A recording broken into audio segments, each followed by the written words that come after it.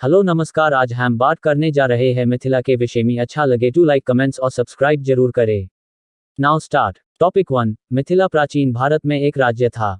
मिथिला वर्तमान में एक सांस्कृतिक क्षेत्र है जिसमें बिहार के तिरहुत, दरभंगा, मुंगेर, कोसी, पूर्णिया और भागलपुर प्रमंडल तथा झारखंड के संथाल परगना प्रमंडल एक के साथ साथ नेपाल के तराई क्षेत्र के कुछ भाग भी शामिल हैं।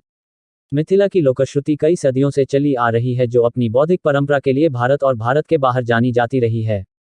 इस क्षेत्र की प्रमुख भाषा मैथिली है। हिंदू धार्मिक ग्रंथों में सबसे पहले इसका संकेत शतपथ ब्राह्मण में तथा स्पष्ट उल्लेख वाल्मीकि और रामायण में मिलता है।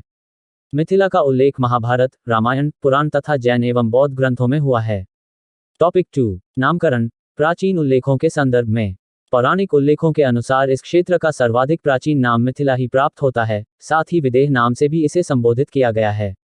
तीरभुक्ति, तिरहुत नाम प्राप्त उल्लेखों के अनुसार अपेक्षाकृत काफी बाद का सिद्ध होता है। टॉपिक 3। मिथिला एवं विदेह। विदेह और मिथिला नामकरण का सर्वाधिक प्राचीन संबंध शतपथ ब्राह्मण में उल्लिखित विदेह मात से जुड़ता है। मिथिला के बसने के आरंभिक समय का संकेत उक्त कथा में प्राप्त होता है। विदेह मात तथा उसके पुरोहित गौतम राहुगण सरस्वती नदी के तीर से पूर्व की ओर चले थे। उनके आगे आगे अग्नि वैश्वानर नदियों का जल सुखाते हुए चल रहे थे।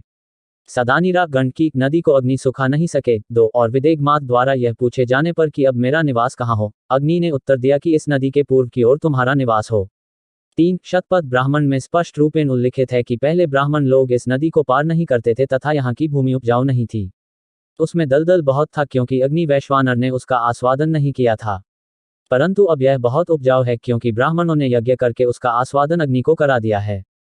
4 गंडकी नदी के बारे में यह भी उल्लेख है कि गर्मी के बाद के दिनों में भी, अर्थात काफी गर्मी के दिनों में भी, यह नदी खूब बहती है।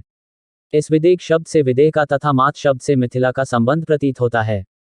5-6 शतपथ में ही गंडकी नदी के बारे में उल्लेख करते हुए स्पष्ट रूप से विदेह शब्द का भी उल्लेख हुआ है। वहां कहा गया है कि अब तक यह नदी कोसल और विदह देशों के बीच की सीमा है तथा इस भूमि को मात की संतान मातवाह कहा गया है। 3। Topic number 4। तीरभुक्ति, तिरहुत। बृहद विष्णु पुराण के मिथिला महात्म्य में मिथिला एवं तीरभुक्ति दोनों नाम कहे गए हैं।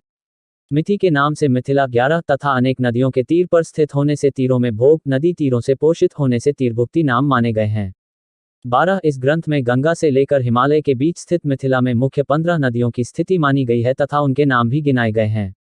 अभी के लिए बस इतना। अगले पार्ट में हम बात करेंगे मिथिला के प्रमुख तीर्थ एवं दर्शनीय स्थल। जय मिथिला, जय मैथिली।